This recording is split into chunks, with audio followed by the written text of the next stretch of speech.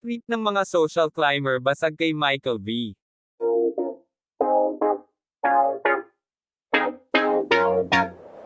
Sa tingin ng ilang taga-bubblegang na napagtanungan ko, parang nang-iinis lang daw si Michael V sa ginawa niyang parody song na pinamagatang Waiting Here sa pila at na-upload sa YouTube at Facebook ng programa.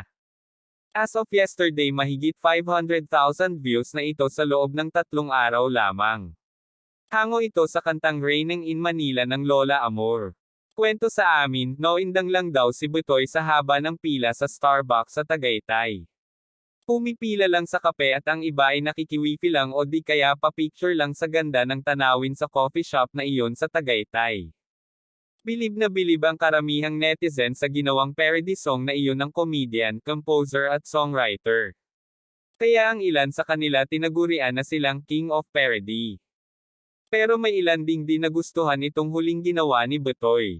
Napaka-generalize naman daw ang pagkanta na tinawag niyang social climber ang mga hindi mayayamang nakapila ng kape sa Starbucks.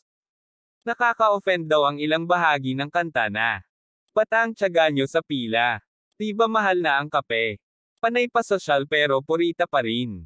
Nakatambak ang bayarin. Di ba wala ka ng pera ba't ka pa bumibili? Ang kapal talaga ng mukha mo. Sinong niloloko mo?" Ilan sa text na nakakarating sa amin, hindi naman daw lahat na nag-Starbucks ay mahirap. Sobra naman daw na tawagin silang makapal ang mukha. Nakarating siguro ito kay Butoy kaya nung kamakalawa lang ay nag-post siya sa kanyang Facebook account. Sabi niya sa lahat ng mga napaaso, sorry not smile emoji, coffee at peace sign. Napakunot ng noo ang ilan sa FB post na iyon ni Butoy dahil hindi raw talaga nila sure kung ano ang pakay ng pagsorry nito.